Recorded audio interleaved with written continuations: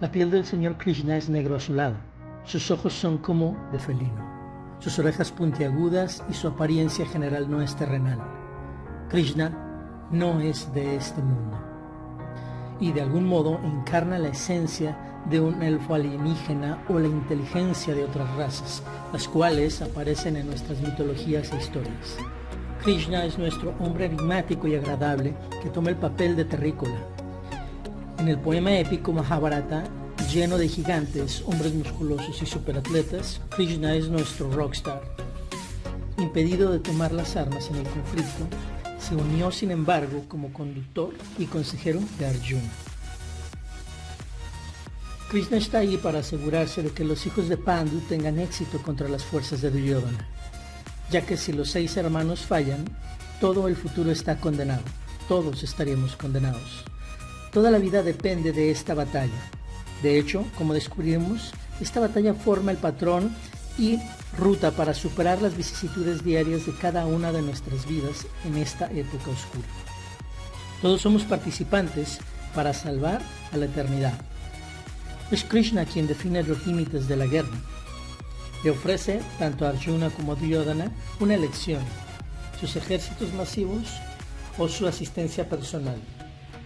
Cuando Duryodhana elige los ejércitos con millones de soldados, Arjuna toma la decisión correcta al pedirle a Krishna su ayuda. Así Krishna se convierte en el conductor del joven héroe Arjuna.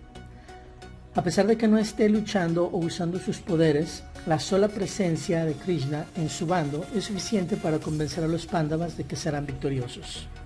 Como el mismo Krishna dijo acerca de su presencia: para proteger al virtuoso, para la destrucción del malvado y para establecer lo correcto, he nacido en cada época.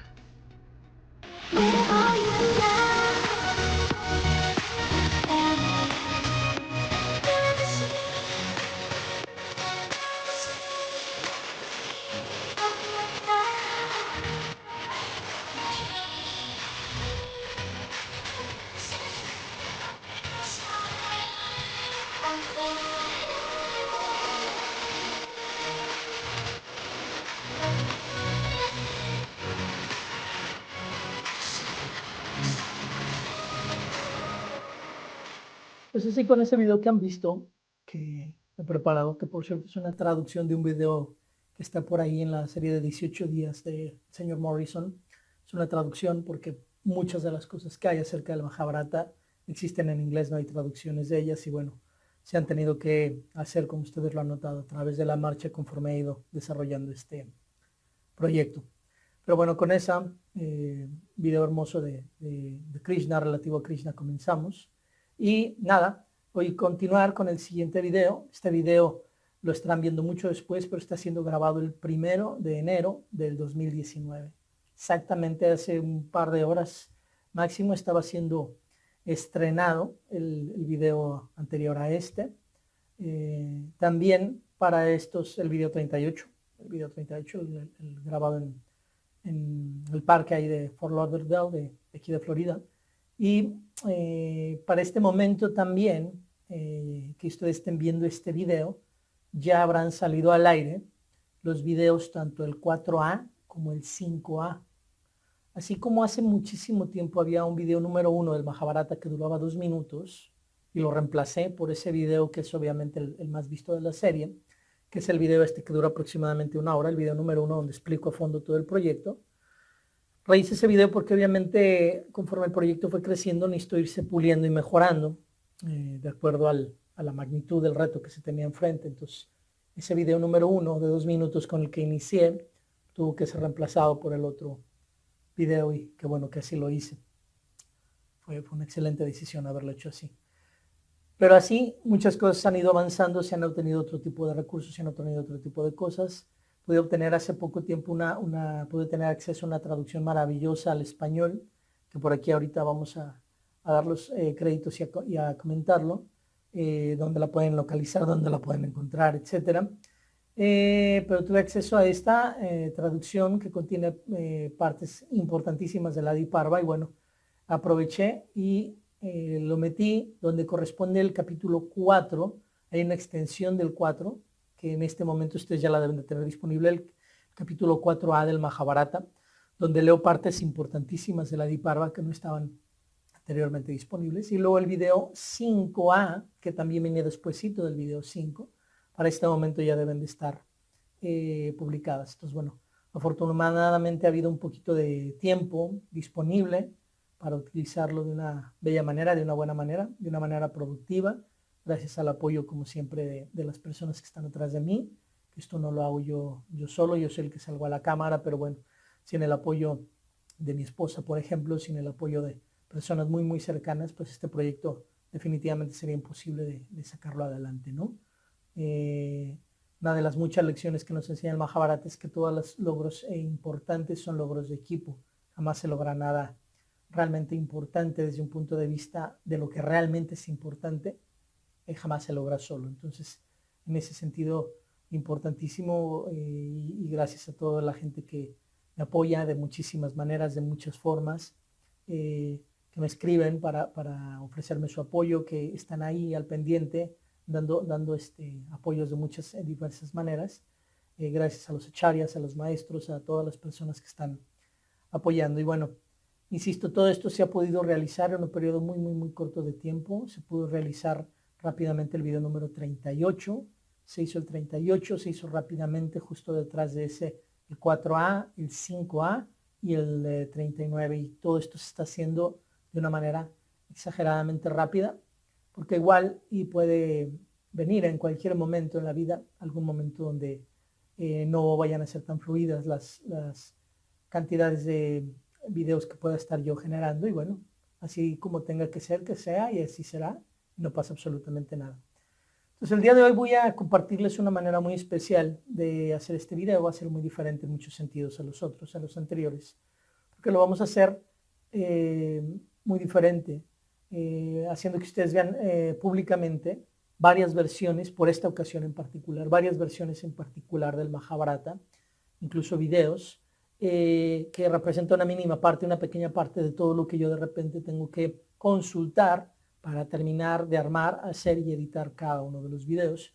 Entonces, obviamente, en ese sentido, este video va a ser largo, porque muestra, no del todo, pero sí una pequeña parte de lo que se hace para producir cada video, que son, no sé, entre 20 y 30 horas fácilmente las que se le dedican de trabajo a cada video, desde el trabajo de preproducción, grabación, edición, postproducción, subida a redes sociales, etcétera. Todo esto es una cantidad honorable de tiempo la que les he dedicado. Entonces, bueno, vamos a comenzar aquí leyendo el siguiente de los capítulos. Habíamos ya hablado en el video número 38, lo último que hablamos fue en relación al Badabaka Parva, que es la muerte del Rakshasa Baka a manos de Bhima.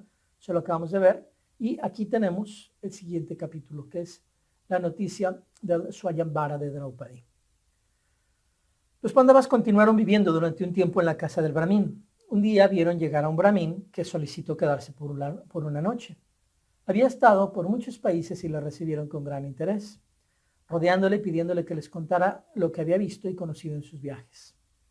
El Brahmin les contó algunas anécdotas que le habían sucedido y después les dijo: pero la verdadera misión por la que estoy viajando es para propagar la noticia de que Drupada ha organizado un Swayamvara para su hija, la princesa Draupadi, que se celebrará en la corte de los Panchalas, en la ciudad de Campivia.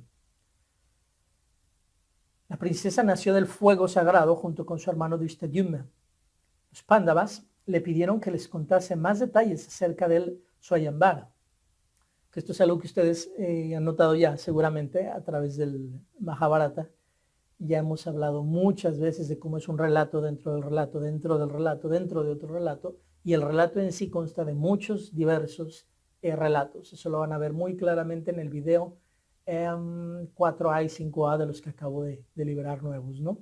Donde se ve realmente toda la cantidad de historias y cosas que se detallan y se dicen en el Mahabharata. Pero entendamos, así como en esta época, actualmente estamos en la época del Face y del Twitter y del WhatsApp, y estamos en la época de lo líquido, de lo light, de lo desechable, de que todo es muy superficial, que tenemos muchos lugares donde divertirnos, el bar, el cine, películas al por mayor, es la diversión actual, pues anteriormente la manera que tenían las personas un poquito de entretenerse un poquito más hace 3000 años, pues era esa, cuando de repente había un visitante, oye, cuéntame tus historias, dónde has andado, dónde has ido, qué has hecho.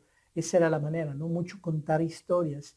Y los filósofos, que es lo que el Mahabharata menciona mucho, eh, aprovechaban mucho estas historias para dar lecciones de moralidad, de mejoramiento, de libertad espiritual, artha, kama, moksha, etcétera, todo este tipo de cosas que ya hemos mencionado. Entonces, bueno, insisto, como una manera, no nada más de entretenimiento, sino de aprendizaje, pues van a encontrar ustedes que esto se repite muchísimo, ¿no? Alguien que le cuenta a un brahmano, alguien más, que le pide perdón a alguien más, oye, cuéntame qué hay acerca de esto o cuéntamelo con más detalle, ¿no? Entonces el brahmin les dijo, hay una historia muy larga e interesante detrás del nacimiento de los hijos de Drupada y de la celebración de este Swayambara. Si estáis de verdad interesados en escucharme, os lo puedo contar. Ojo, si están realmente interesados en escuchar, ¿sí? Escuchar, no nada más estar ahí como que con el oído presente pero con la mente ausente, que es lo que muchas veces hacemos, ¿no? Entonces, el desarrollar la capacidad del silencio, el silencio interior es una gran capacidad que muy pocos tienen, y es una capacidad que un acharya, que un brahman, una persona seguidora del Tao, que una persona seguidora del camino del Buda, tienen muy desarrollada esta habilidad. La capacidad de callar las voces internas, el desarrollo del silencio no se refiere nada más a la parte de no hablar con nuestra boca, sino incluso a callar voces internas. Mucho de ello relacionado, por ejemplo, con el tema de incluso a callar nuestros propios modelos mentales o prejuicios, temas que Peter Senge aborda con profundidad en el libro de la quinta disciplina que ya he citado en muchas ocasiones.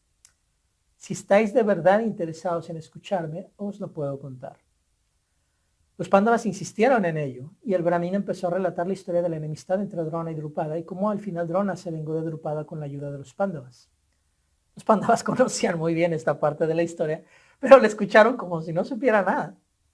Y el brahmin continuó diciendo, después de la derrota, Drupada ya no podía ver a Drona como a un amigo. Tan solo sentía deseos de vengarse por aquella humillación.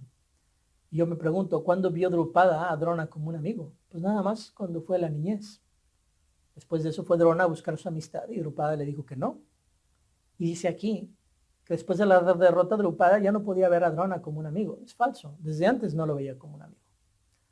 Y fue eso lo que despertó el deseo de venganza, la gran inmadurez que Drona tenía siempre, su gran deseo de riquezas. Fue esa gran inmadurez y ese gran materialismo que tenía Drona, lo que hizo que se desarrollara luego esta situación de que lo derrotara a través de los Pándavas, específicamente de Arjuna. Tan solo sentía deseos de vengarse por aquella humillación. En su corazón surgió el deseo de tener un hijo para matar a Drona y una hija para entregársela a Arjuna, por quien había desarrollado un gran aprecio al verle pelear con tanta bravura y nobleza.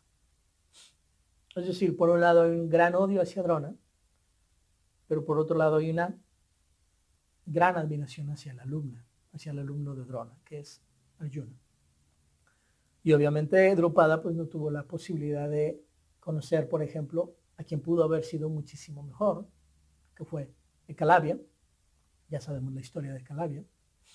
Drona no tuvo la oportunidad de tener el contacto con Karna, por ejemplo, porque obviamente Karna estaba del lado del reino de los Kurus, y obviamente del lado del príncipe Duryodhana, y obviamente Drona estaba con ellos, todos alrededor, formados junto con Bhishma, defendiendo a Hastinapura.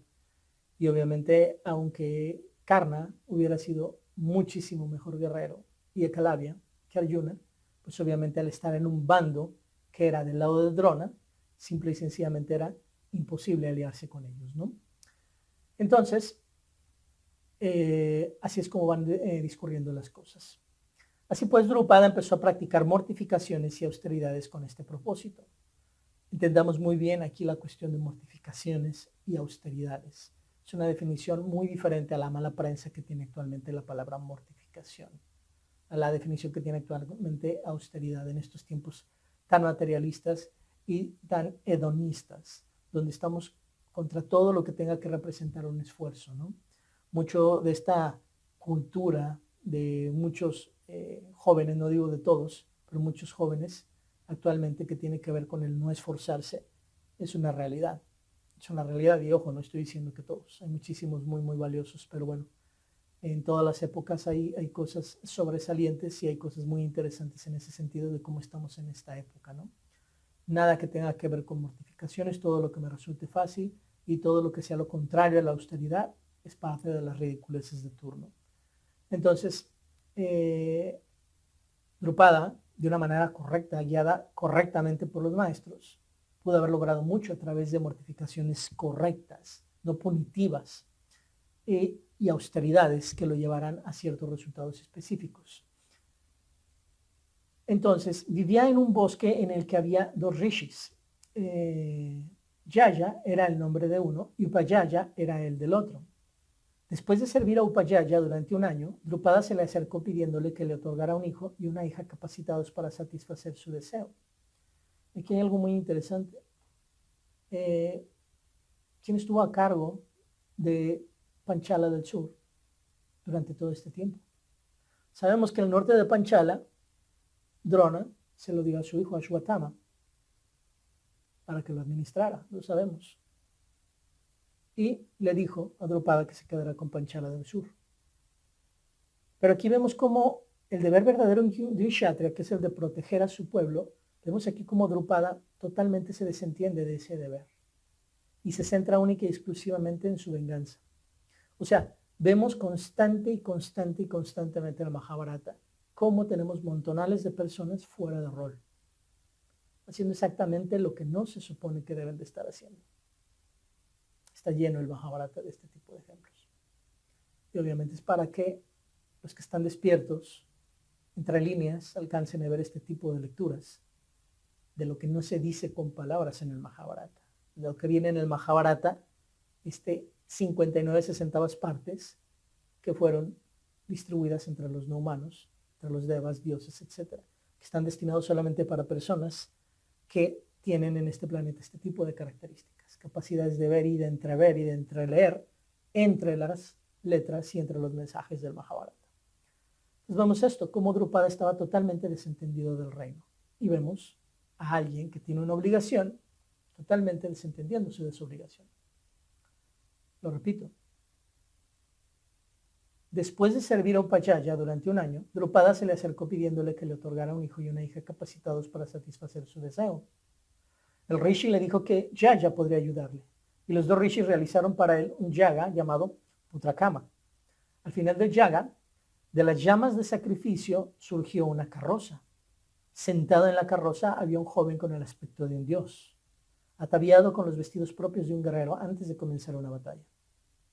Drupada enmudeció de dicha porque lo que contemplaban sus ojos era la confirmación de la muerte de Drona ya estaba asegurada. Mira qué contento se puso.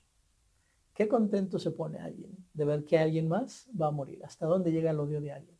Como para ponerse contento de la muerte de un enemigo. Némesis. Interesantísimo, ¿no? El rishi le dijo que Yaya podía ayudarle, pero aún eso no fue todo, porque luego del fuego sagrado surgió una hermosa mujer. El regalo que Drupada quería hacerle a Arjuna. Su piel era oscura y sus destellantes ojos eran encantadores. Parecían pétalos de loto largos y húmedos. De su larga y lustrosa melena surgían aromas como de loto azul. Ninguna mujer podía comparársele en belleza. Esto es para que pongamos realmente un punto de referencia. Sabemos, y en videos anteriores hemos analizado acerca de, por ejemplo, la belleza que tenía Satyavati y cómo fue una belleza inmensa en la cual Shantanu quedó totalmente enamorado. Se nos ha hablado también de la belleza de la diosa Ganga. En la mitología hindú, en todos los textos filosóficos y en toda la mitología hindú, Se nos habla de muchos personajes, de muchas mujeres muy bellas. Y aquí están haciendo referencia nuevamente a otra, y entramos aquí en el tema de la estética, obviamente, ¿no? Ninguna mujer podía comparársele en belleza, encanto y esplendor. Drupada pensó que era la esposa apropiada para Arjuna. ¿Por qué nos están diciendo todo esto si acaba de nacer? Bueno, Dhristadyumna y Draupadi nacieron siendo adultos, nacieron ya como adultos, listos, simple y sencillamente para ser usados como un astra, como un arma, por su padre. Por eso es por lo que en la historia ellos llegan, los Pándavas tienen una determinada edad, que ya hemos ido mencionando en los videos, las edades cronológicamente conforme van avanzando. Sabemos que ya son adultos, ya no son unos jóvenes, son adultos muy, muy jóvenes, pero adultos al fin. Y tanto Dhristadyumna como Draupadi están relativamente muy cerca de sus edades, ¿no? Entonces, ese es el poder de este yagna, de esta ceremonia. Se le entregan dos armas, más que hijos, lo que Drupada estaba buscando eran armas. Y se le entregan dos hijos, que serán usados como armas. Ya lo hemos hablado también eso anteriormente.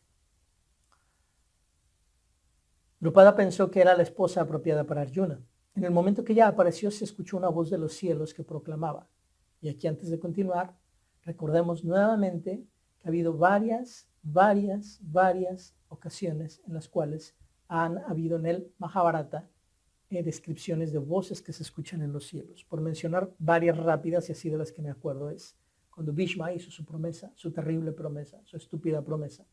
Ahí hablaron los cielos. Por ejemplo, cada que uno de los hijos de Pandu nacía, también había mensajes y voces que se dejaban escuchar desde los cielos. Cuando el príncipe Duryodhana nació, no precisamente fueron voces de los cielos, sino presagios terribles, animales feroces, malos augurios, pero al final de cuentas también hubo como que sonidos, pero no muy divinos, que digamos, cuando él nació, ¿no? Entonces, tenemos aquí, insisto, muchos ejemplos de esto, de cada que nace alguien o que hay un evento importante, surgen estas voces del cielo. Y va a volver a ocurrir más adelante en el Mahabharata, ¿no? Entonces vemos toda esta serie de intervenciones divinas y hay que saberlas apreciar en cada punto que van ocurriendo. Porque son mensajes, son como predicciones, son como poderes superiores que de alguna u otra manera están dictando qué fuerzas de alguna u otra manera van a venir de una manera muy, muy, muy, muy poderosa a irrumpir en las vidas de los simples mortales, los que no son más que humanos. Ya hemos hablado de los no humanos, también lo he analizado en otros videos anteriores, ¿no? Entonces, fíjense qué interesante, qué es lo que dice la voz de los cielos, proclama, como una crónica de una muerte anunciada, casi, ¿no? Esta mujer, la más bella de todas las mujeres, será la causa de la destrucción de todos los kshatriyas. Ha nacido para cumplir un designio divino. Y así es. No les voy a dar el spoiler, pero efectivamente así es.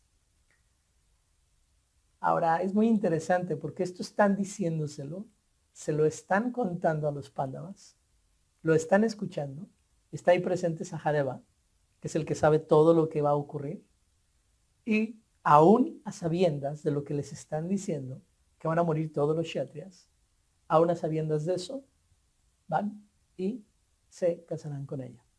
Interesantísimo. Dhristadyumna fue el nombre que le pusieron al varón y a su hermana le pusieron el nombre de Krishna, mejor conocida como Draupadi. O sea, su nombre no era Draupadi, su nombre era Krishna, ¿vale? Así como Vyasa, también su nombre era Krishna. Así como Krishna, su nombre también es Krishna. Entonces, cuidado, porque aquí se habla muchas veces de Krishna y podemos estar hablando de tres diferentes tipos de Krishnas, ¿vale? Pero bueno, para propósitos de no confundirnos, Krishna es Draupadi, el otro Krishna es Krishna y el otro Krishna es Vyasa. Entonces, Bhima le interrumpió diciendo, al Brahman le interrumpió diciendo, pero he oído decir que Dhristadyumna es discípulo de Drona y que de él aprendió el uso del arco y las demás armas. Al menos eso dicen. Sí, dijo el Brahmin. Drona le enseñó todo, aún sabiendo que el príncipe había nacido para matarle. Él sabía que no había forma de oponerse al destino. Dhristadyumna era un buen amigo de Bhima, uno de los Pándavas, los cuales murieron quemados en el incendio de la casa de cera. Y esto me trae de vuelta a lo que os estaba contando. Cuando Drupada supo la noticia de que los Pándavas habían muerto en aquel atentado promovido por el malvado rey Dhritarashtra, junto con su hijo Duryodhana y Shakuni, su corazón se llenó de tristeza lamentando la desgracia como si fuera la de sus propios hijos. Pero su gurú, el de Drupada, se le acercó y le dijo: no te preocupes, tengo el sentimiento de que los Pándavas no han muerto. Siempre han sido justos y no hay mal que pueda sobrevenirles. Te voy a sugerir un plan. Organiza en Swayambara, en la ciudad de Campilia, y haz que la noticia corra por todas partes, proclamando que la condición para ganarse la mano de tu hija Draupadi será una prueba de habilidad en el uso del arco. Estoy seguro de que los Pándavas deben estar camuflados en algún lugar, y cuando sepan la noticia, el arquero que hay dentro de Arjuna no podrá resistir el desafío. Y es seguro que Arjuna asistirá al Swayambara y se ganará la mano de Draupadi. Drupada envió mensajeros por todas partes para proclamar la celebración del Swayambara. A muchos brahmanis les ha pedido que vayan de lugar en lugar difundiendo la noticia. ¿Quién sabe? Quizá en algún lugar yo tenga la fortuna de poder comunicarle al mismo Arjuna la noticia del Swayambara. Después de reírse de su propio chiste, el brahmin les explicó que estaba muy cansado y se fue a dormir. Los príncipes se quedaron en silencio por largo rato. Ninguno se atrevía a hablar. Kunti se dio cuenta de que todos deseaban ir a Panchala, pero ninguno se atrevía a decirlo. Tratando de allanar la situación, les dijo: ya hemos estado viviendo demasiado tiempo en la casa de este brahmin. Por mi parte, yo me siento un poco cansada de vivir en este lugar. ¿Por qué no nos vamos a otra parte? Por ejemplo, a la ciudad de Campilia, en Panchala. Con la celebración de Swayambara, seguro que habrá mucha gente caminando por las calles y será divertido deambular por la ciudad durante la celebración. Creo que va a ser emocionante. Me gustaría ir a Panchala. ¿Qué os parece a vosotros? Los Pándavas estaban deseando escuchar aquellas palabras y pensando en la aventura que les esperaba. Se pusieron muy felices asintiendo todos juntos. Ellos sabían que Draupadi era una ofrenda para Arjuna, pero no pudieron conciliar el sueño en toda la noche, pensando en la descripción que el brahmin había hecho de aquella mujer. O sea, sabían que era una ofrenda para Draupadi para Arjuna, pero todos están pensando en la belleza de aquella mujer. ¡Ah, caray! Sus pensamientos revoloteaban alrededor de ella. Yudhishthira, el mayor de los Pándavas, quería aquella mujer para él. Perdón. Pero dándose cuenta de que no era su prerrogativa, no podía evitar sentirse deprimido. Estaba agobiado por el continuo acoso de pensamientos. Todos esperaban con impaciencia la salida del sol del nuevo día, pues los presagios indicaban que en aquella ciudad les esperaba una sorpresa agradable. Kunti se despidió afectuosamente del brahmin, de su esposa y de sus hijos, y junto con sus 5 hijos emprendió el camino hacia el país de Panchala. Cuando iban ya de camino, se encontraron con Vyasa, el cual les había prometido reunirse de nuevo con ellos. Después de bendecirles, les dijo: lo que estáis haciendo es lo correcto. La suerte os espera ahí. Días de gran felicidad os están aguardando. Las nubes comienzan a levantarse, disipándose. Pronto vais a ser muy felices. Después de esas palabras de ánimo, Vyasa se fue. Tras oír sus palabras, los Pándavas caminaron decididos y con entusiasmo especial hacia la ciudad de Campilia, la capital del reino de Panchala. Y ahí terminamos el capítulo de hoy. Pero, vamos a leer la siguiente versión. Ahorita les digo cuál. Voy a detener la grabación, esta, porque hay que irla haciendo en acciones, porque si no, se hace una broncota tremenda ya en la edición. Entonces, ahorita nos vemos. Muy bien, pues ya leímos este capítulo y ahora la sorpresa es que vamos a leer toda esta misma parte de la historia, pero ahora desde el punto de vista como si la estuviera describiendo Ashwatthama. Ashwatthama como si la estuviera describiendo, y esto viene del libro, de un libro muy bonito, déjame ver, página 64. Este es la batalla del Kurukshetra, se llama el volumen 1 de la gran épica del Mahabharata. Es una serie de 3 volúmenes, y es de Ichigrasi, déjame te digo bien, déjame te digo bien. El nombre, Maggie Lichi Grassi, ese es el nombre específico de la autora. Es una serie de 3 libros que existen en español y bueno, aquí, ¿qué había dicho yo? Página 64 creo. Sí, aquí es. Entonces, vamos a leerlo ahora un poco desde la perspectiva de Ashwatthama, esta misma parte de la historia. Es muy interesante porque ya he hablado varias veces acerca de que hay un original, un Mahabharata, digamos, por así decirlo, crítico, como que la versión más reconocida, esta versión que traduce, por ejemplo, entre otras que también son muy reconocidas, pero en particular la que hemos estado usando en inglés para nutrir a la traducción en español que hemos estado utilizando. Entonces, hay esa y hay muchas otras versiones, eso ya lo expliqué yo desde el primer video. Como todo esto lo he explicado, como todas estas versiones de folclore y de alrededor de la India y de personas muy estudiosas del tema, de alguna o de otra manera forman parte del enriquecimiento del Mahabharata, ¿no? Entonces las voy a leer por primera vez, voy a enriquecer, les digo, el día de hoy estoy muy metido en eso, en enriquecerles con otras perspectivas, por otros puntos de vista, y vayamos a ello, a leerlo ahora desde la perspectiva de Ashwatthama. Entonces, dice Ashwatthama, dice, es imposible conseguir de Vidura información que no quisiese dar, y yo estaba ocupado preparándome para ir al Swayambara de la hija de Draupadi con Duryodhana y Karna. Yo, Ashwatthama, el muchacho del ashram que lloraba por leche no muchos años atrás, ahora heredero del reino de Panchala del Norte, me hallaba en camino para combatir por la mano de Draupadi, la hija del rey Drupada, la nacida del fuego y la más estimada de las princesas del mundo. Me sentí exaltado. La última vez que siguiera este camino fue cuando lo hicimos con mi padre para humillar a Drupada. Si ganase la competición del arco, nadie podría gritarme a Draupadi. Y, puesto que Arjuna no estaba con nosotros, yo era quien lo tenía más fácil aparte de Karna. Creo que todos estábamos enamorados de Draupadi por lo que habíamos oído de ella. Se decía que ella y su hermano, ambos incomparables en belleza y vitalidad, habían nacido en respuesta a los sacrificios de Drupada para obtener una hija que casar con Arjuna y un hijo que matase a Drona, mi padre. Draupadi tenía, según corrían las voces, un cuerpo que fundía la fragancia del loto azul. Su piel aterciopelada era oscura, por lo que se la conocía también como la hermosura del ocaso. Tenía sedeñas las cejas, una cascada de cabello negro y azul y lo más bonito de todo, ojos grandes como lotos, oscuros y fulgentes. Decían que sus uñas brillaban como el cobre y eran curvas como la concha de la tortuga. Y tenía todos los signos auspiciosos en los rasgos, la expresión y el porte. Tan pronto como nuestros carruajes se aproximaron a Campilia, la capital de Panchala, topamos con no escaso tráfico. Reyes, branines y guerreros llegaban ahí desde todas las direcciones. Esta vez los súbditos del rey Drupada salían a darnos la bienvenida con hurras y sonrisas. Cuanto más nos acercábamos a las puertas, más densa se hacía la caravana en la que nos hallábamos inmersos. Duryodhana viajaba en un espléndido carro de oro y no le complació lo más mínimo ver que había varios tan espléndidos como el suyo.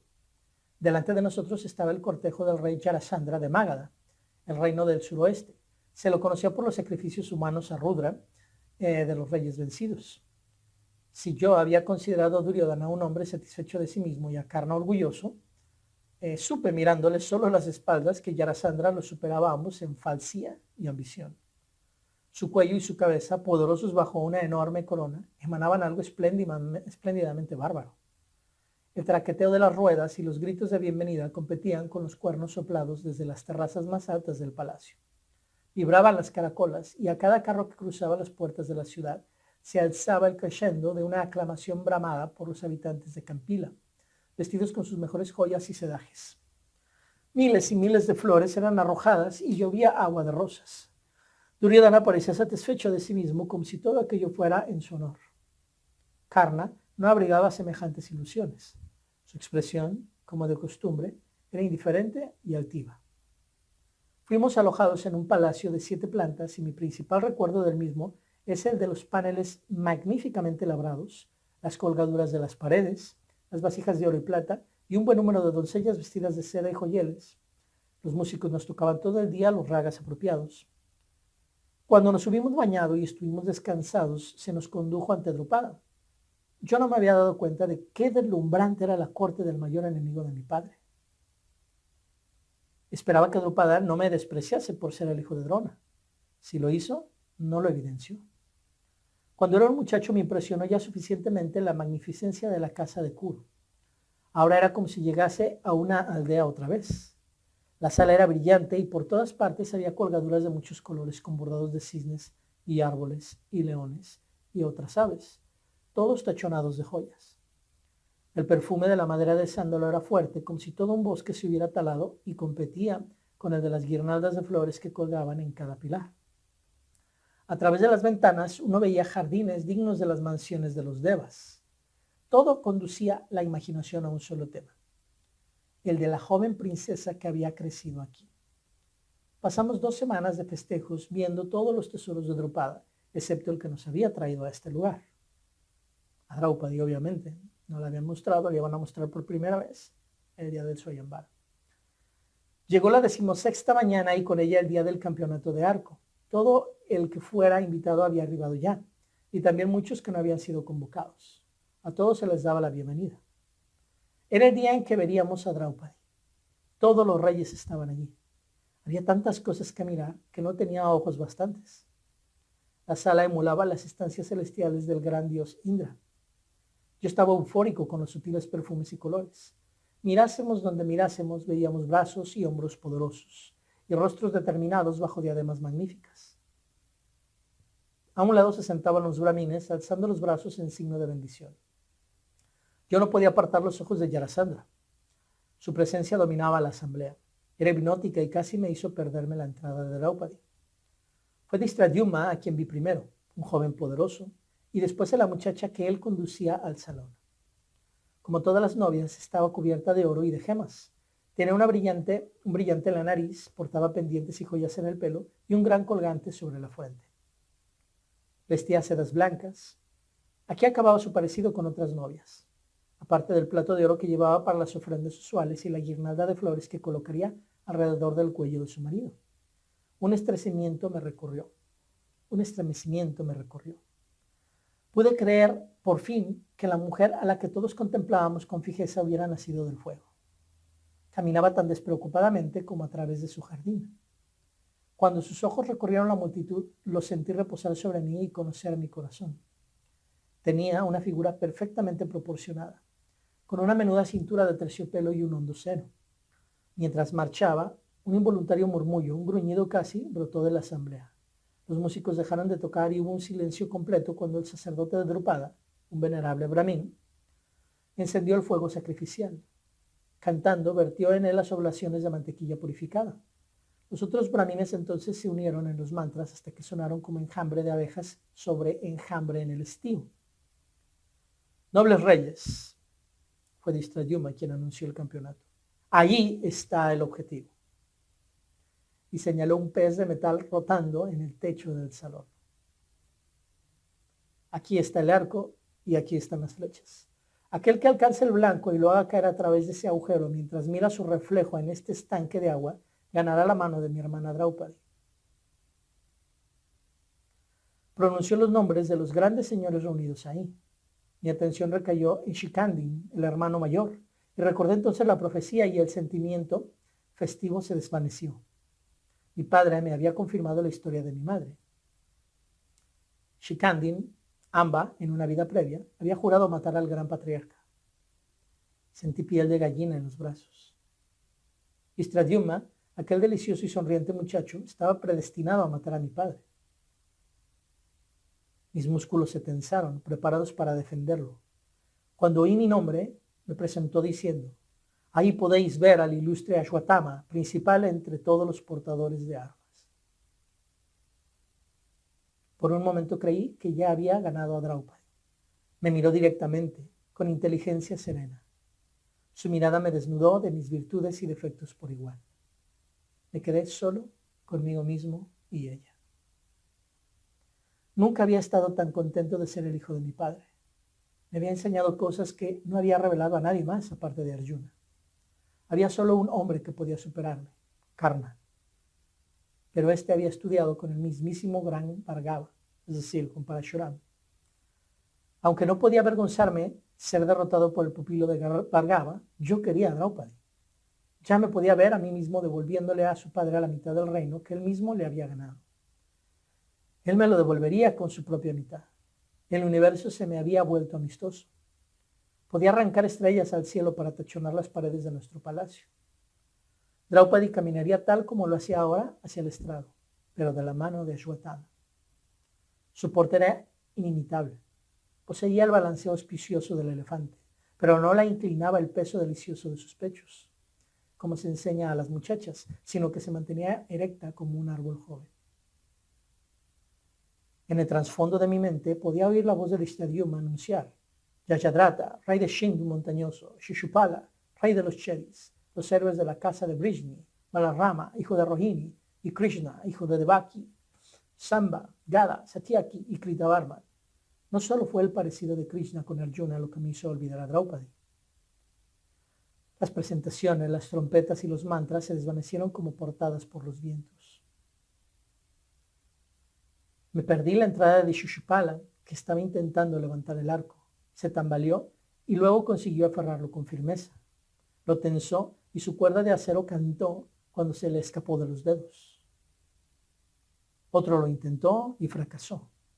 Más reyes fallaron en tratar de tensar el arma. Vacilaban y caían de rodillas o de bruces.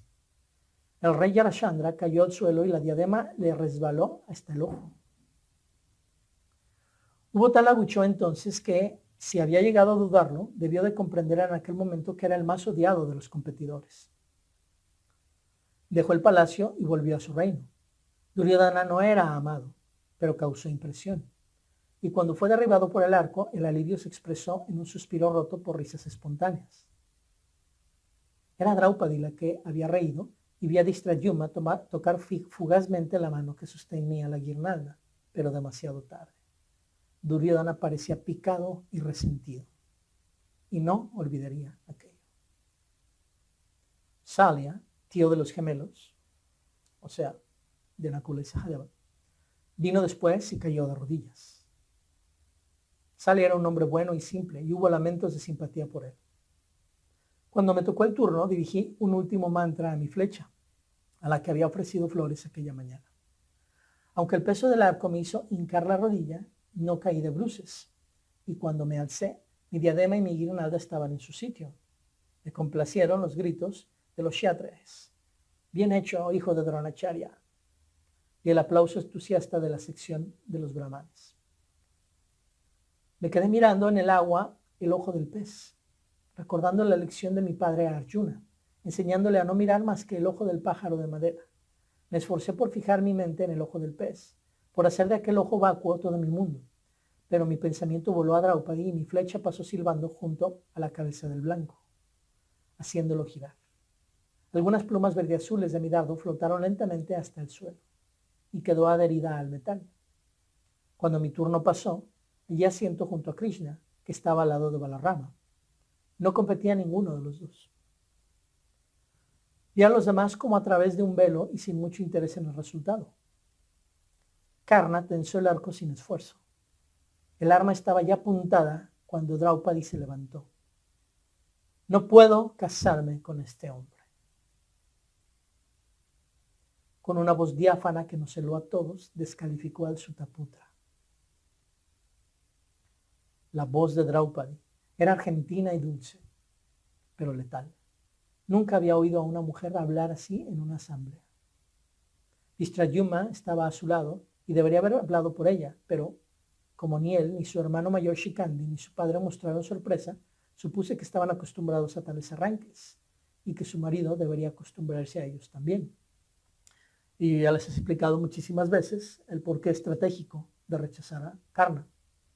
Porque aunque estaba perdidamente enamorada de él, aunque era el hombre que realmente ella amaba, nunca jamás el deseo de su padre se iba a poder cristalizar de matar a Drona si ella se casaba con Karna. Porque Karna era el mejor amigo del príncipe Duryodhana y el maestro Drona y el maestro Bhishma estaban del lado de ellos, del lado del trono de Hastinapura. Entonces, estaba totalmente predestinado a quien ella debía de escoger y por una u otra manera a quien debía de parar.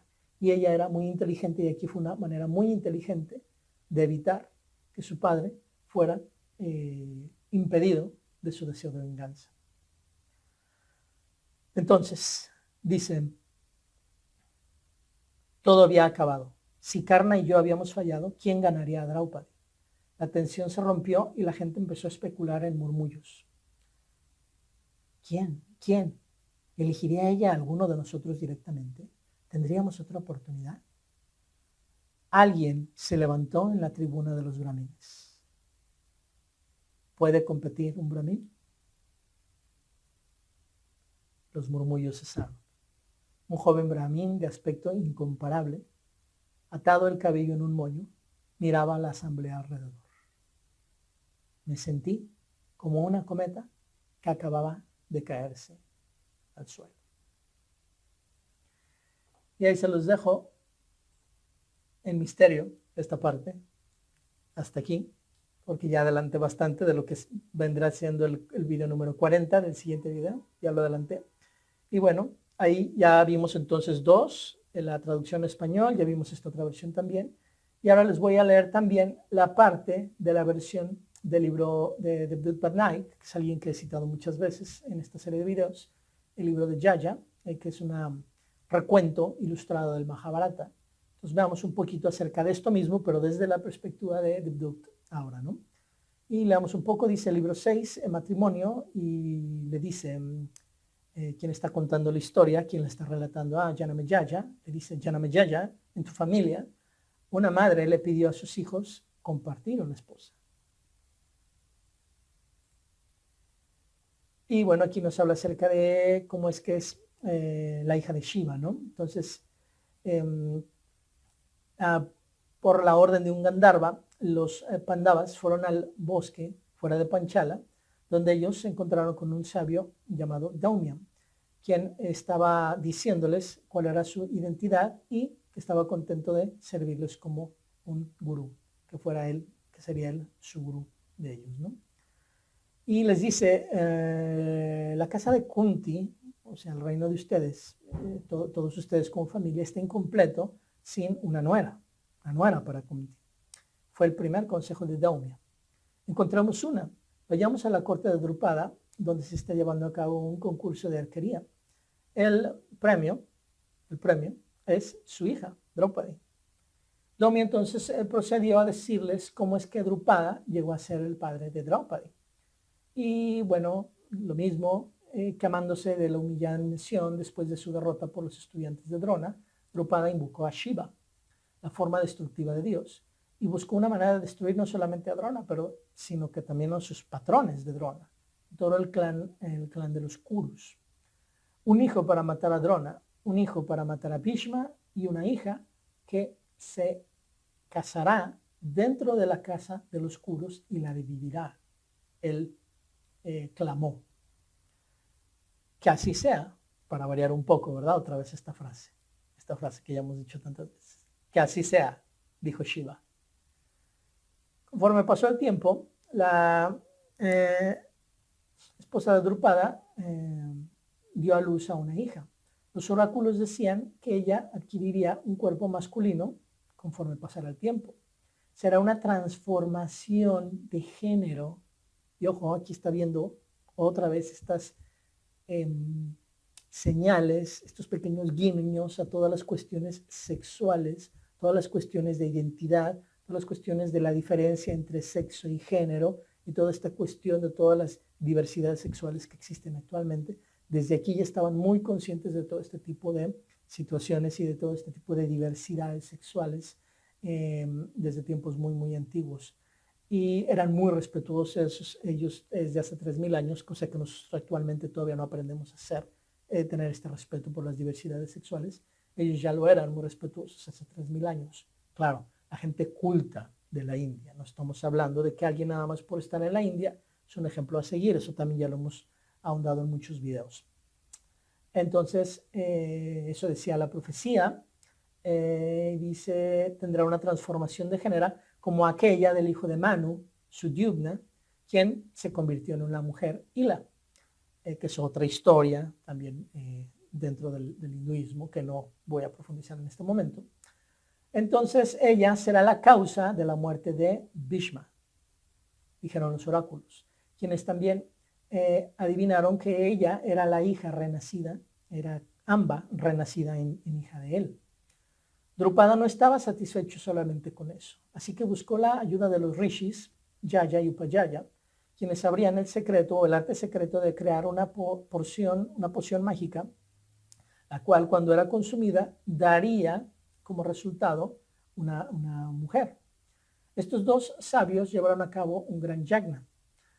Pero cuando fue momento de dar la poción mágica a la reina de Drupada, su esposa, ella estaba ocupada tomando un baño. Entonces Yaya y Upayaya se negaron a esperar por ella y lanzaron esta poción mágica al fuego, como se puede ver aquí en este dibujo. De las llamas emergieron dos hijos, un hombre llamado Distrayuma, que mataría a Drona, y una mujer llamada Draupadi, que se casaría dentro de la casa de los Kurus, en la parte de los Kurus de los Pándavas. Sabemos que son dos secciones de la casa de los Kurus, los Pándavas y los Kauravas. Entonces, por el lado de los Pándavas se casaría y dividiría esta casa de los Kurus. Shiva, entonces, de esta manera fue que le dio a Drupada 3 hijos. Y recordemos aquí la parte interesantísima del simbolismo. Están aquí por enésima ocasión, y no nada más en el Mahabharata, en mucho también de otro tipo de mitologías de otras partes del mundo, se habla de muchos momentos en los cuales los dioses intervienen para terminar con las cosas que están ocurriendo mal en la tierra, de que los humanos se están portando mal, etc. Y este no es la excepción. Entonces, vemos como por todas partes, en la parte del Mahabharata, hay estas conexiones también, donde siempre el humano hace uso, jala a los dioses, los jala, los hace a su imagen y semejanza vengativa, los hace de una manera antropomorfa en cuanto a pensamiento también incluso, y con una ética humana, no una ética divina, y bueno, obviamente descarga ahí todas sus frustraciones el humano, y bueno, aquí se ve cómo los involucran, en este caso a Shiva, que es la parte de destrucción, la parte de parar, del ciclo de acción, comenzar a cambiar, parar, ya lo hemos explicado eso antes, parte de destrucción, la forma destructiva de Dios, la parte de cuando algo tiene que terminar, es quien da estas 2 hijas y este hijo, y es lo que va a dividir, y es lo que va a hacer Draupadi, una de estas 2 hijas, la destrucción de todos los kshatriyas, lo acabamos de leer anteriormente. Entonces, aquí todo hace sentido, y es una manera que tienen nuevamente, porque no es la primera vez que ha ocurrido, ya lo había hecho anteriormente para Shuram, por ejemplo, había montones de veces, 12 o más veces, había barrido completamente con todos los kshatriyas, porque eran kshatriyas pervertidos, y aquí nuevamente las cosas iban mal, los kshatriyas no estaban haciendo bien sus funciones, no estaban cuidando de su pueblo, no estaban realmente cuidando de la gente, que es la verdadera vocación de un kshatriya, proteger al inocente, y necesitaban nuevamente ser barridos todos. Y Draupadi y todo este conjuro de Drupada y este deseo de venganza lo usan los dioses como un pretexto para intervenir y hacer todo este choque de clanes, donde no nada más se van a pelear los Pándavas con los Kauravas, sino todo lo Aratavarsa, todo lo que es la región de la Asia Menor, todos serán engullidos en esa gran guerra de millones y millones y millones de muertes, donde realmente todos los kshatriyas son exterminados. Entonces vemos aquí muy fácilmente cómo todo esto fueron pretextos, así como en la Primera Guerra Mundial sabemos que la muerte del archiduque fue nada más el pretexto para otro tipo de intereses económicos, sobre todo para desencadenar la Primera Guerra Mundial.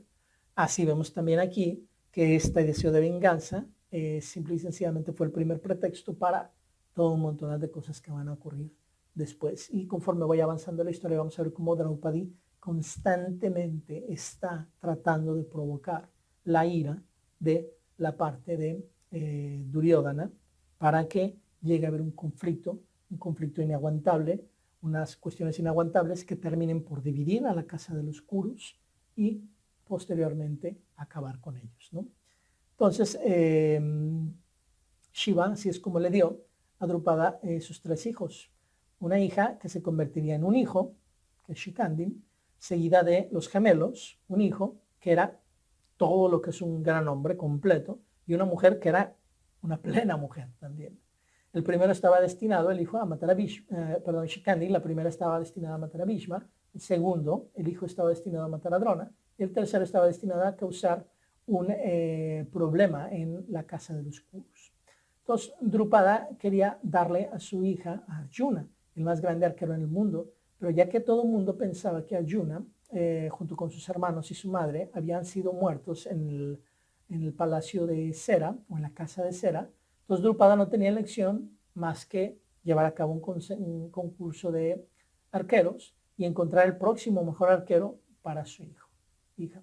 Entonces, bueno, esta es la parte de cómo lo describe Devdutt Patnaik en su libro Yaya. Y bueno, aquí algo interesante de este libro es que nos pone algunas anotaciones históricas interesantes. Nos dice aquí, por ejemplo, cómo es que en los tiempos védicos todos los reyes eran esperados de tener a su lado un sabio que les diera asesoría en cuanto a cuestiones de ocultismo, espirituales o rituales, incluso también en asuntos políticos.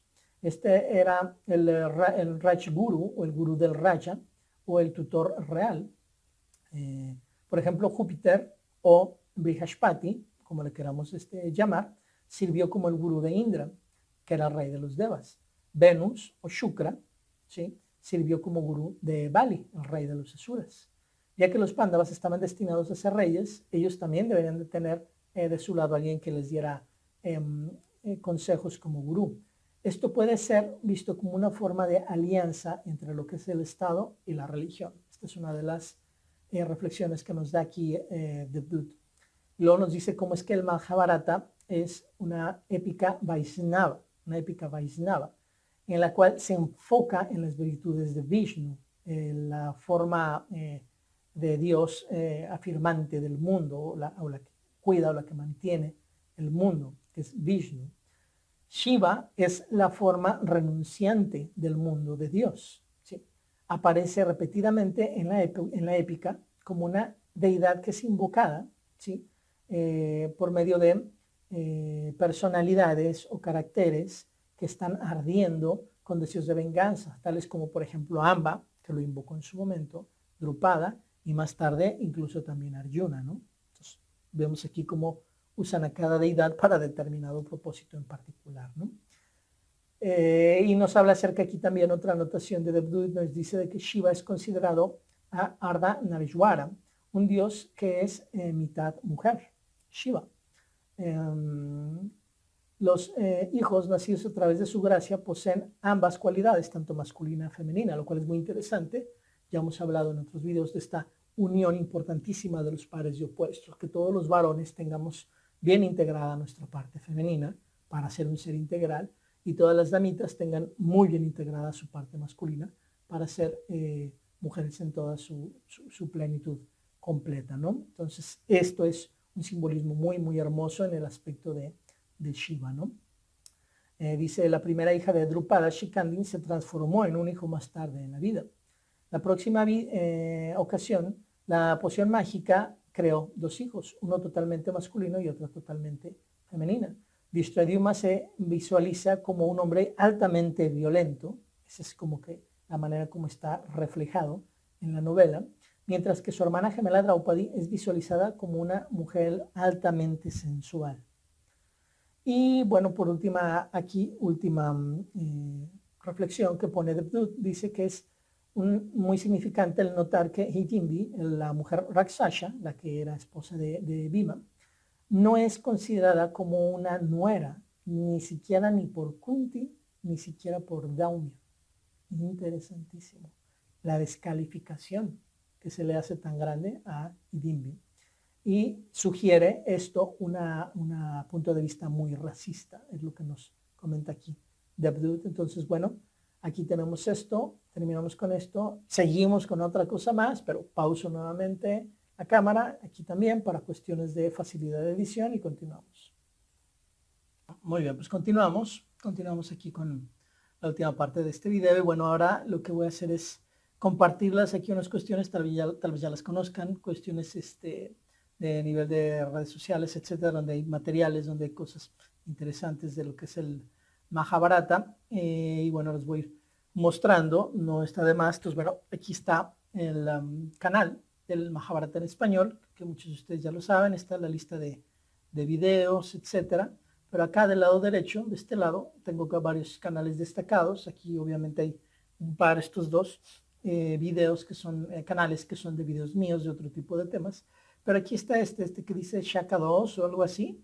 Y es el video que ya les he mencionado varias veces en los videos. Entonces, si ustedes le dan clic ahí, obviamente nos vamos aquí a videos, home, videos, y la persona que tiene este canal, pues por ahí ha comentado en alguna ocasión que tiene los videos, por ahí en algún lado la consigo, los videos con subtítulos en español.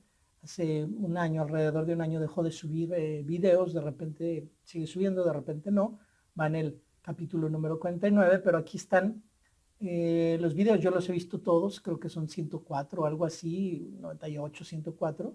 Los subí yo todos subtitulados en inglés varias veces, pero bueno, aquí está, por si alguno de ustedes todavía no lo sabe, yo creo que ya lo saben, pero aquí están todos los capítulos, es una excelente, excelente serie, excelentes actores, y bueno, cada capítulo alrededor de 40 minutos es el promedio, desde el 1 hasta el 49, que son los que ha subido esta persona. Entonces, bueno, para los que quieran ver, ahí está esto, ¿verdad?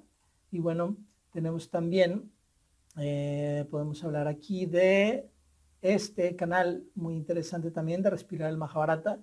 Es un buen amigo, vive también en Barcelona, hemos platicado, hemos coincidido varias veces, hemos tomado cafés juntos, Michael Gadish y yo, y bueno, tiene este proyecto hermoso de Respirar el Mahabharata. He estado con él por ahí presente en algunos de los eventos que ha hecho, que ha desarrollado de una manera hermosa. Tiene escritos, tiene reflexiones del Mahabharata muy bonitas. Y bueno, les recomiendo mucho este canal del Facebook de Respirar el Mahabharata. Como pueden ver ahí, muchísimos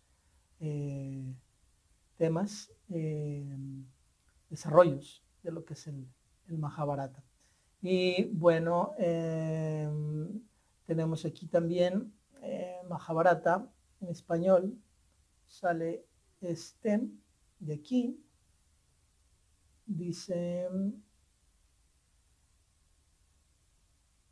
este tiene algunos videos, alrededor de 20 videos, de la otra serie un poquito más moderna, no la recomiendo yo tanto, pero bueno, también es interesante, también la he visto, donde tiene de Dailymotion varios videos traducidos al español. Ustedes lo buscan así como Mahabharata en español, Mahabharata en español, sin punto, Mahabharata en español, y una persona también aquí ha estado subiendo toda esta serie de capítulos subtitulados en español. No los conozco que existan en ningún otro lado, la verdad.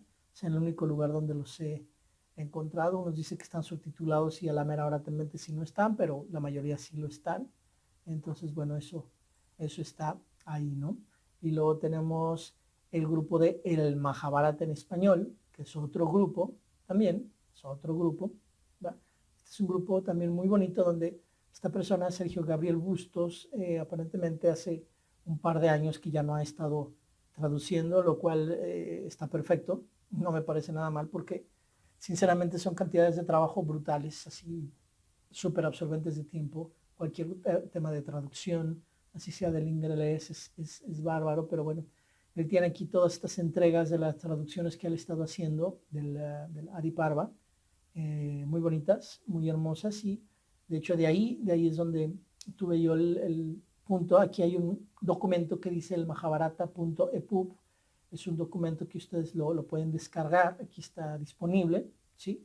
Y aparentemente son el documento creado a través de las traducciones de Sergio para lo que es el Adi Parva, entonces está traducido de una manera hermosa, les recomiendo y les estoy poniendo dónde localizarlo, encontrando, etcétera, entonces eso también súper súper recomendable. Y por último, pues obviamente el grupo que tenemos, que yo tengo, Mahabharata en español, con un punto al final. Y bueno, nada, aquí realmente voy subiendo los videos que vamos haciendo, entrevistas, publico un poco de lo que hace Michael Gadish, también lo pongo aquí, lo cuelgo, y poco más. El canal de Twitter que tenemos de Mahabharata en español, pero bueno, básicamente aquí está Michael en una parte cercana a Barcelona, uno de los eventos que hizo, y nada, por ahí unas que otras cosas que hemos publicado. Ahí estoy, la Biblioteca de Cataluña, etcétera. Bueno, pues básicamente era eso, mostrarles eso. Y bueno, ahora lo que vamos a hacer es en el, ¿cómo se llama? Vamos a ver, les voy a compartir, vamos a ver el capítulo de esta serie de los 80s que les acabo de poner ahí el link del canal de YouTube de la persona que subió estos videos. Vamos a ver y analizar un poquito el video que corresponde a esta parte de la historia que estamos viendo en este momento. Entonces, dice, no le toma mucho a las estaciones el cambiar, que es la ceguera espiritual, ¿no? Y ella es la ceguera voluntaria, ella representa la ceguera voluntaria. Y bueno, aquí esto que estamos viendo aquí entramos al tema de lo que estamos viendo en el capítulo de hoy. Aquí es donde el sabio, Bien, pues después de varios días de pausa, que tuve que detener el video, 4 o 5 días después, por una interrupción, lo estoy retomando y para terminar. Entonces, bueno, estábamos viendo aquí el video del capítulo que estamos explicando del libro, el video de la serie de los 80s, del Mahabharata, lo estábamos viendo y comentando. Entonces, bueno, simplemente continuar y te puede llegar a ayudar. Entonces, no lo ayuda, pero sí le da un poco la clave de por dónde irse, y desafortunadamente ahí se perpetúa el asunto. Pero también surge aquí la disyuntiva: ¿cómo ayudar a un alumno que no está preparado?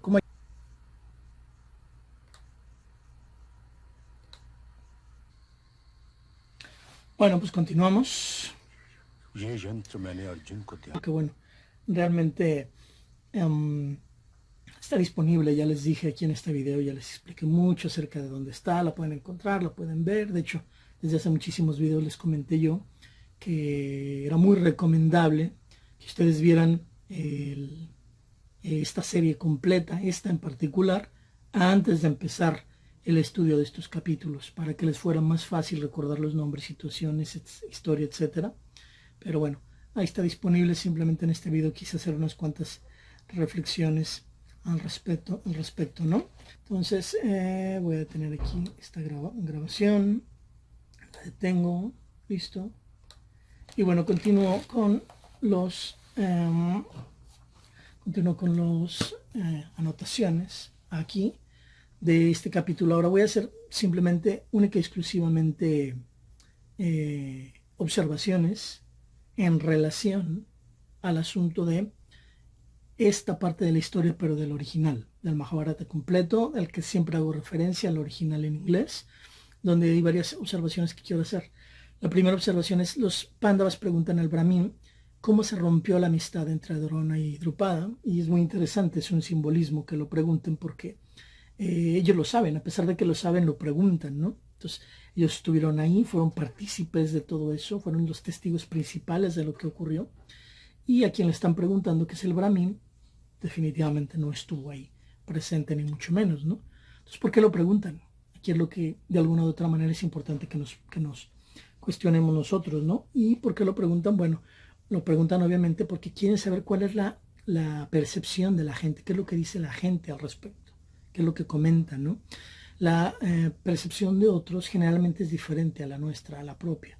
Hoy en día, después de muchos estudios, está comprobadísimo cómo es que la mente, a nosotros mismos, las cosas que ocurrieron nunca fueron tal cual como existieron las cosas o como ocurrieron. La mente siempre filtra las cosas en relación a nuestros paradigmas, nuestros modelos mentales y nuestras propias preferencias de cómo ver las cosas. Esto es muy, muy interesante. Se han hecho muchísimos estudios al respecto. Entonces, sí es importante en este caso preguntarles acerca de la historia y ver cómo la están contando y cómo están viendo esta cuestión que ellos hicieron, pero vista ante los ojos de los demás, ¿no?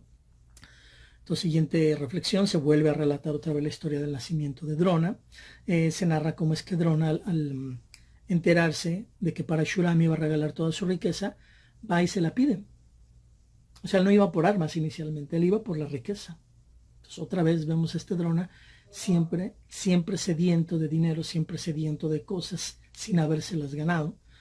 Pero como llega tarde, no llega a tiempo, llega tarde, y esto no viene en el libro y estoy comentando puras cosas que únicamente vienen en la versión original, le responde Parashuram algo muy interesante. Le dice: solo me queda mi cuerpo o mis armas. ¿Qué eliges? Y es muy interesante, porque aquí lo que debemos de preguntarnos es qué hubiera pasado si Drona le hubiera pedido su cuerpo. Hubiera sido ahí algo impresionante a nivel simbólico y a nivel realista, ¿no? Pero obviamente Drona, en su personalidad egoísta y en su personalidad torcida que tenía, le dice: dame tus armas. O sea, el cuerpo de Parashuram, el cuerpo, esta fortaleza gigantesca que tenía Parashuram, para Drona no es importante, él prefiere las armas, ¿no? Y entre ellas, entrégame también a la mayor de todas, que es el arma de Brahma. A la mayor, hay muchos tipos de armas, tal vez algún día lo veamos, alguna explicación de esto. En este video ya no, porque este video de por sí ya está gigantescamente largo, tremendamente largo. Pero hay un video que pudiera yo traducirles donde se explican en orden de poderío todas las armas, estas astras, estas armas celestiales. Y bueno, ahí se explica del arma de Brahma, ¿no? Como es una arma muy potente, muy especial. Entonces, esto es muy interesante. Y luego se relata en la historia cómo es que va con Drupada y lo ponen a Drona en su lugar, ¿no? Cuando va y pide la amistad, ¿no? Inmaduro y ridículo. ¿Para qué se va y busca en la casa real de Hastinapura apoyo, después de que lo ridiculizó Drupada? ¿Para qué busca en la casa real de Hastinapura estos pupilos para que le ayuden y luego derrotan a Drupada? ¿Para qué si ya tiene todas las armas? Si puede ahí mismo vencer a Drupada, ¿para qué? O sea, esa es una de las cosas que de repente hay ciertos puntos del Mahabharata de repente donde hay sinsentidos, algunos sinsentidos, si lo analizamos muy a fondo, ¿no? Entonces, otra ridiculez que viene tremenda, pero esta vez no de la historia en sí, sino de Drona, es después de que lo atrapa a Drupada a través de Arjuna y los Pándavas, le dice: te pido tu amistad. O sea, en ninguna cabeza realmente congruente y que no tenga ningún tipo de deficiencia cabe la idea de que después de que derrotas a tu enemigo de una manera así tan brutal, le pidas la amistad y te va a decir sí, cómo no. Entonces, ¿es retraso mental o es un simbolismo o es ¿qué es lo que está pasando aquí? ¿Por qué Drona le pide eso tan ridículo y tan tonto? Entonces es muy interesante, ¿no? Nos están dando a entender aquí el Mahabharata una petición ridícula: dame tu amistad después de que te derroté. Igual esto es para que nosotros entendamos alguna reacción en nuestra vida. ¿Cuántas veces no le hacemos cosas terribles a alguien y luego queremos que esa relación, por ejemplo, siga como si nada, o que nos sigan tratando como si nada? Pues obviamente no hace sentido. Bueno, es exactamente lo que está haciendo aquí Drona, lo que tú y yo a veces hacemos muy constantemente en la vida, este tipo de forma de actuar, ¿no? Y luego Drupada le responde con la misma moneda, ¿no? Así como está pidiendo algo estúpido y tonto Drona, Drupada le responde, pero en este caso con hipocresía. Le dice que haya amistad eterna entre nosotros. La respuesta que le da, ¿no? Directamente. Uno humilla al otro y el otro responde con hipocresía, ¿no? Y cada quien jugando su juego, donde al final ya sabemos hay un odio tremendo y van a terminar chocando a futuro en lo que va a desenvolverse como la guerra del Kurukshetra, pero todo inició por esto en particular, este choque entre ellos dos. Ni siquiera fue un problema en sí, si te fijas bien a fondo, ni siquiera fue un problema del reino de los Kurus. Alguien externo, que en este caso fue Drona y Drupada, que no tiene nada que ver con el reino de Mahabharata, los que hacen colisionar a esta casa de Mahabharata. Entonces, ¿por qué ocurre? Bueno, porque claro, es un designio que ya existía de los dioses. De otra vez, ya lo he explicado muchas veces, barrer con todos estos kshatriyas pervertidos que hemos puesto ilimitadas cantidades de ejemplos al respecto, ¿no? Entonces, insisto, hay una gran incongruencia en estos dos personajes y es importante que estemos despiertos y lo veamos, ¿no? Entonces, otra cosa que quiero comentar, en el libro original, Drupada le expresa cuando va con Yaya y Upayaya, con estos dos brahminas, al bosque, les dice, estoy triste del corazón. Y estando triste del corazón, el rey comenzó a podrirse, a podrirse. Esto lo dice literalmente el Mahabharata. Triste del corazón, el rey comenzó a podrirse. Y esto obviamente es por una reflexión para nosotros. Recordemos que cuando se habla del rey, cada que se menciona la palabra rey, el Mahabharata están haciendo alusión a cada uno de nosotros. Puede ser tú, puede ser tú, hombre, tú, mujer que estás viendo en este momento. A eso se refiere al rey, al que reina.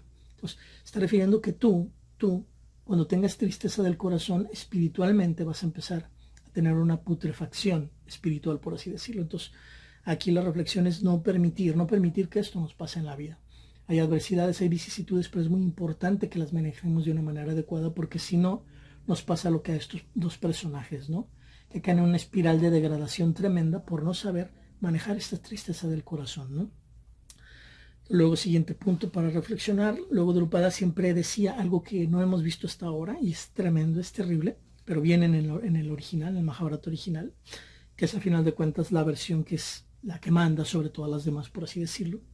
Dice Drupada, vean qué cosa tan horrible, dice, desprecio a mis hijos, constantemente esto lo decía, en su reino y delante de muchas personas, porque él tenía hijos, tenía otros hijos, pero no eran para él suficientemente valiosos porque no eran igual de buenos para pelear como Arjuna. Entonces decía constantemente, desprecio a mis hijos y a mis parientes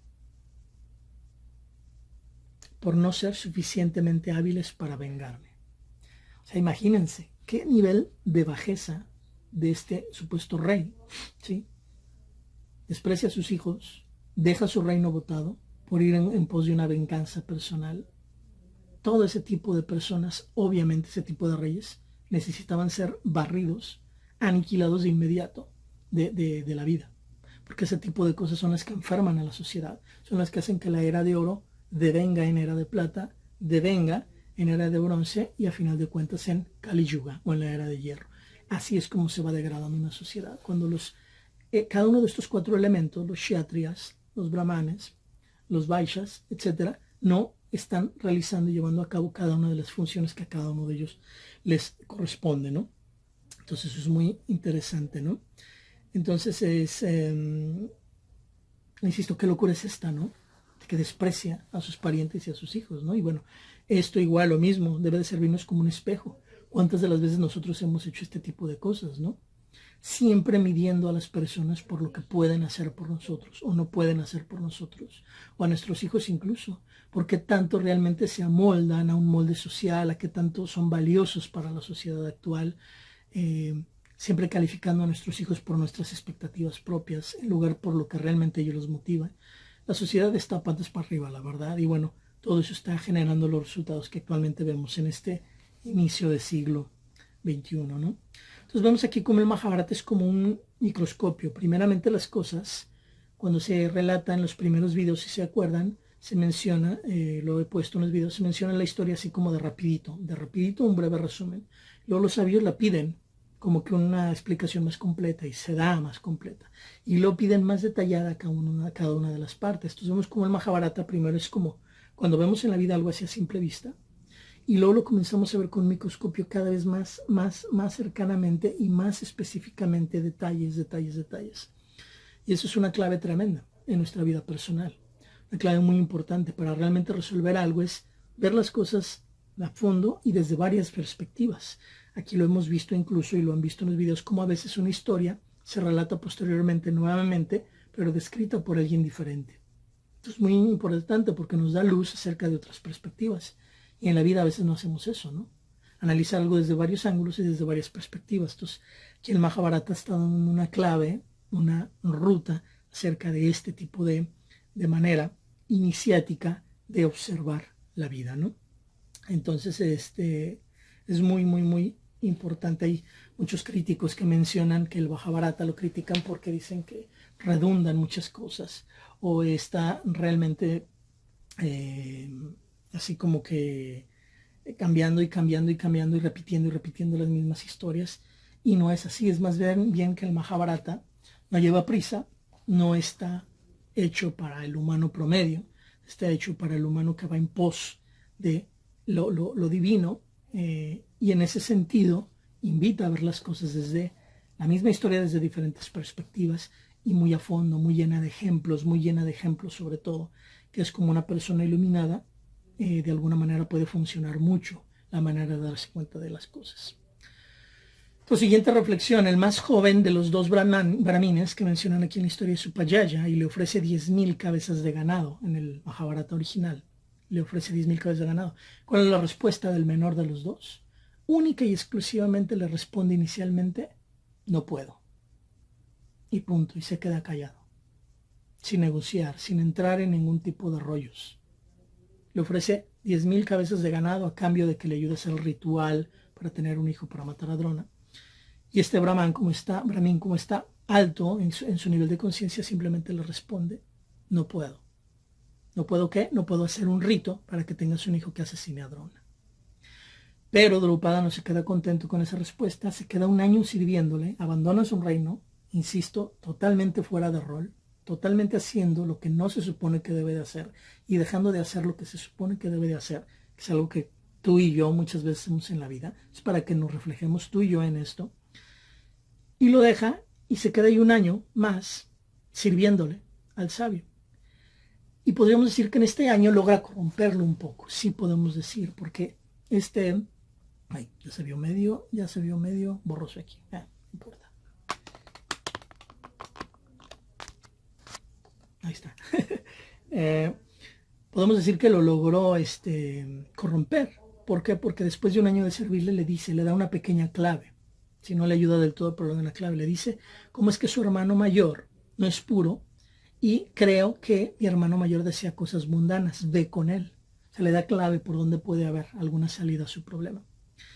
Entonces, esto nos lleva a una reflexión importante, ¿no? Decir qué desvía del camino del Dharma. Decirle a alguien o darle la pauta de qué lo desvía del camino del Dharma es a Dharma. Decir qué cosas desvían, dar la clave de las cosas que desvían del camino del Dharma es en sí a Dharma. Entonces, mucho ojo con esto y tenerlo en cuenta en tu vida personal. Luego ya llega con el mayor, Yaya, con el hermano mayor, Yaya, y le ofrece 80,000, no 10,000, sino 80,000 cabezas de ganado. Y le dice, ¿por qué? Le dice, y cito aquí textualmente al Mahabharata, le dice: quiero calmar mi corazón. Y esto es sinceramente impresionante, porque un buen acharya, un buen maestro, un buen gurú, un buen guía, realmente podría ver la manera de, a través de crecimiento espiritual y a través de hacer lo que se libere de todos esos venenos espirituales, cómo hacer lo que gane él, al final de cuentas, tranquilidad, que es lo que hacen en el último de los libros del Mahabharata. Cuando Yudhishthira llega al cielo, es lo que hacen los devas con él, hacer lo que finalmente y al fin hacen un manejo, una resolución ahí muy fina, muy interesante, muy hermosa, muy amorosa, y logran hacer que él suelte las últimas gotas de veneno, de resentimiento, de rencor, y que de tal manera pueda purificarse y llegar al cielo. Es muy interesante. Ellos sí lo lograron. Específicamente fue Dharma, el dios Dharma, y el dios Indra. Ellos dos fueron los que lo lograron. Y no fue uno solo. Tuvieron que actuar juntos para poder doblegar todo esto que estaba matando espiritualmente a Yudhishthira, ¿no? Cosa que aquí ya no pudo calmar el corazón de Drupada, ¿no? Entonces esto es muy interesante. Y aquí una mentira tremenda de Drupada dice, y cito textualmente nuevamente el Mahabharata, dice: Drona está destruyendo el poder de los kshatriyas en todo el mundo, lo cual no es cierto para nada, pero bueno, lo usó, ¿no? Él estaba tratando de convencer de una u otra manera, ¿no? Entonces, luego, justo después de esto viene la clave iniciática para entender todo esto. Drona, dice el Mahabharata, textualmente dice que Drona, por medio de unir el poder del Brahman, de Yaya, con el del Kshatriya, que es él, Drupada le dice eso al Brahman, que Drona, uniendo el poder del Brahman, o sea, el del mismo, con el del Kshatriya, que fue cuando se unió a los Pándavas, que son los Kshatriyas, y pelearon con él para ganarle a Drupada, consume a cualquier antagonista en batalla. Esto es muy interesante. Se desenfoca esto un poco. Esto es muy interesante porque nos está dando una clave iniciática a nosotros. nos están hablando a nosotros, nos están dando la clave de cómo podemos consumir, vencer a cualquier enemigo, a cualquier antagonista en una batalla.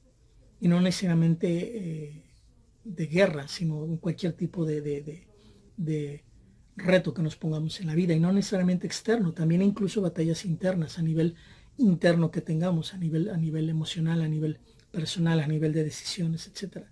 Nos dicen que es uniendo nuestro poder de Brahman interno, nuestro poder meditativo, nuestro poder iluminado, con nuestro Varna o tendencia de Kshatriya, de guerrero. Cuando unes estos dos poderes, cualquier batalla puede ser vencida. Entonces, esta clave es, sinceramente, el que tenga oídos, que oiga, y el que no, pues que siga sordo toda la vida y que siga en la oscuridad. Aquí está clarísimo y bueno, espero les sirva de algo estas pequeñas pausas que hago yo mucho como para subrayar y realmente dar la clave de este tipo de cosas que hay personas que tal vez han leído el Mahabharata y bueno, tal vez les ha pasado de noche, tal vez no, no lo sé. Pero bueno, ahí lo ofrezco, ¿no? Y luego le está insistiendo a Yaya para que le ayude y luego ya le acababa de ofrecer 80,000 cabezas de ganado, no sé si es un error de traducción o no del Mahabharata, pero luego le ofrece 10,000 cabezas. Entonces, bueno, no sé si es un error de traducción o qué, pero así viene tal cual, ¿no? Primero ofrece 10,000, luego 80,000, luego 10,000, como que, quién sabe, ¿no? ¿Qué rollo? Pero bueno, cuando termina de hablar, Drupada, el Yaya, simplemente le dice lo que ya sabemos, que siempre responden, casi siempre, ¿no? Que así sea. Y están apenas, como digamos en México, ¿no? Están apenas el pinto para el colorado, ¿no? Apenas están hechos a la medida del uno para el otro, ¿no? O sea, tanto Drona, que es un materialista y un convenenciero de primera, apenas está hecho a la medida de este otro Brahman Yaya, que es el que va a hacer el ritual para que Drupada obtenga a su astra, a su arma, que son sus hijos que los va a usar como arma. Igual de convenenciero, le mencionan las 10,000 cabezas de ganado y adelante, que así sea, ¿no? Totalmente. Entonces, así está el asunto, ¿no? Yaya y Drona, dos brahmanes totalmente pintados aquí como similares, claro, siempre y cuando estemos despiertos y veamos esta comparativa, ¿no? Y bueno, lo que, insisto, no se vio en el video que acabamos de ver hace rato en la serie, pero Upayaya le ayuda a Yaya sin pedir o codiciar nada. Hacen énfasis esto en el Mahabharata. Llega su hermano y le ayuda en los rituales, el otro Brahmin le ayuda, pero con un total desapego. Pero eso no justifica, a final de cuentas, nada. Va y de tomo le ayuda en algo adármico, ¿no? Entonces es tremendo esto, ¿no? A final de cuentas, cómo termina uniéndose el otro hermano menor, que aparentemente estaba muy iluminado y muy en el camino del Dharma, termina uniéndose ahí a la ridiculez de turno que están realizando, ¿no? Entonces, puede ser porque a final de cuentas sabían que era una cuestión de que los dioses estaban ya determinados a acabar con todos los kshatriyas. Podemos justificar de muchas maneras. Lo que nunca se puede justificar es salirse del camino del Dharma. Eso sí no se justifica en ningún momento. Pero luego en el Mahabharata original se relata cómo es que Vyasa los visita a los Pándavas y les platica la historia de vida pasada de Draupadi, que también es algo que no viene ni en el video ni en la traducción al español que les leí. Sí viene un poco de esto en lo que les leí de Devdutt Patnaik, de esta versión ilustrada del Mahabharata del Jaya, ¿no? Entonces menciona esta historia de la vida pasada de Draupadi. Era hija de un rishi en una vida pasada. Draupadi fue hija de un rishi muy hermosa, pero por consecuencia, y estoy aquí citando textualmente el Mahabharata, por consecuencia de sus propios actos en una vida pasada, incluso a esa, no pudo en esa vida presente de la que están hablando tener un marido. Entonces se pone a hacer austeridades, rituales y le pide a Shiva ayuda en esto, y un día se le aparece Shiva y le responde que sí, que le va a conceder lo que pida. Y ella pidió repetidamente un marido que tuviera todas las virtudes. Y es que hago una pausa. Pidió un marido que tuviera todas las virtudes. ¡Wow! Esto es impresionante. O sea, imagínense, ¿no? Un marido con todas las virtudes. Es tremendo. Y es parte de las ridiculeces de torno de esta época del siglo XXI, ¿no? Muchos de los hombres así somos, muchas de las mujeres así son. Pedimos de nuestra contraparte absolutamente todas las virtudes y todas las perfecciones, ¿no? Aunque nosotros no tengamos ninguna, claro, pero pedimos todo, ¿no? Entonces, es muy interesante aquí esto, ¿no? Entonces, estoy citando aquí directamente al Mahabharata, y continúa y dice, literalmente el Mahabharata original dice, le responde Shiva a esta mujer que a futuro nacerá como Draupadi, le dice, como me lo pediste 5 veces, tendrás en otra vida 5 esposos, príncipes de la casa de Bharata. Y ella es Draupadi, y todo eso se los cuenta Vyasa, se los cuenta y les cuenta esa historia, como para que no se sientan mal de que la va a ganar Arjuna, de que la van a tener que compartir entre las 5, y pues ni se agüiten, los va así como que preparando, que es algo que ya está predeterminado, predestinado. Entonces, insisto, aquí está muy marcada en esta parte del libro todos estos conceptos de karma y todos estos conceptos de destino, que hay que verlos a la luz y a contraluz de las otras propuestas filosóficas de las filosofías ortodoxas de la India, ¿no? Y ahí es donde Vyasa se fue, y ahí termino mis resúmenes que tenía, y terminamos con este video. Adiós.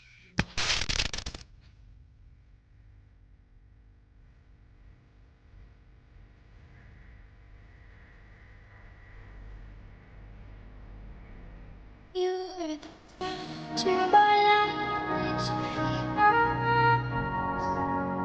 and all the stars you fade away. Afraid I ain't myself, so wanna see you.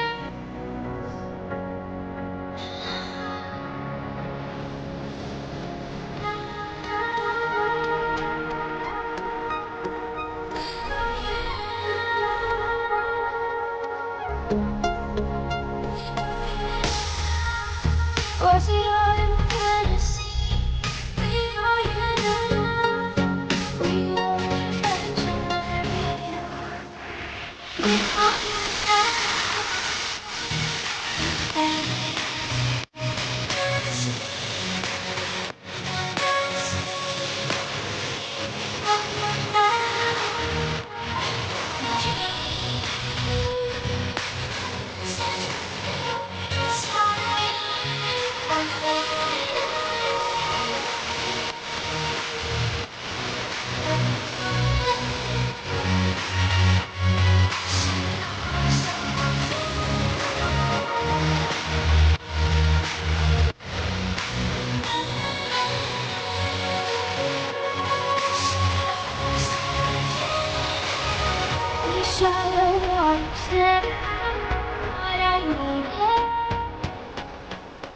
I'm letting go deep in time. Eternal silence of the sea.